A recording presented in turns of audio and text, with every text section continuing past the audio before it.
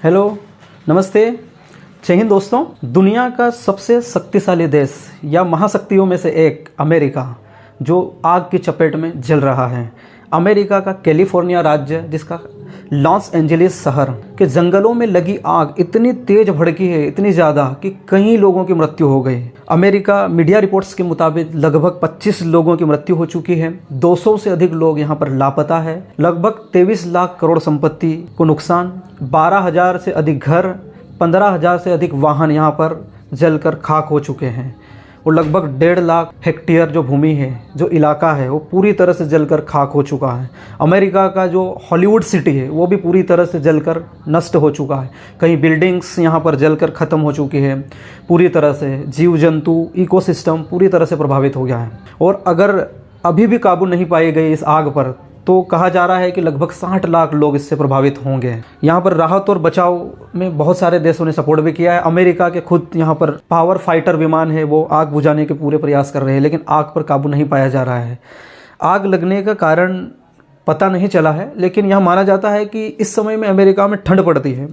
और ठंड के समय में कैलिफोर्निया के साउथ में, यहाँ पर कैलिफोर्निया के साउथ में सांता एना नामक शुष्क गर्म हवाएं चलती है। वो हवाएं इतनी विकराल और इतनी तेज़ चलती हैं, ये हवाएं इतनी तेज़ चलती है कि जो आग थी उनके लपटों को एक स्थान से दूसरे स्थान तक उड़ा कर ले जाती, इतनी फास्ट चल रही थी। और इस कारण से ये आग भड़की है। अमेरिका के उपराष्ट्रपति कमला हैरिस का जो घर था, वहाँ तक आग पहुँच चुकी है। दोस्तों, यहाँ पर समझने वाली बात है कि यह सब आग जो फैली है, इतना विकराल रूप धारण करी है, ये ठंड के समय में ऐसा हो रहा है।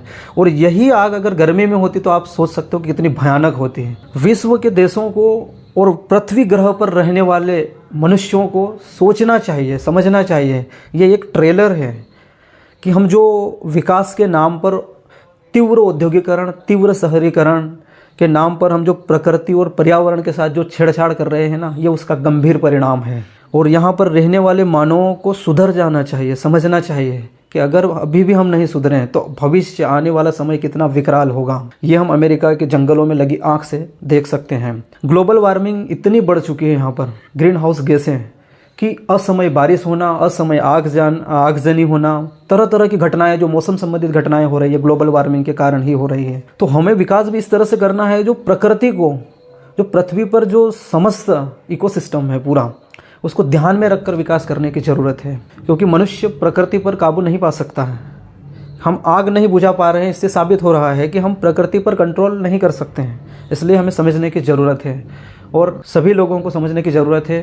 प्रकृति, पर्यावरण और जलवायु को सुधारना होगा और बचाना होगा, तभी मानव सहित तमाम जीव जंतु को हम बचा सकते हैं और पृथ्वी ग्रह को भी हम बचा सकते हैं। जय हिंद।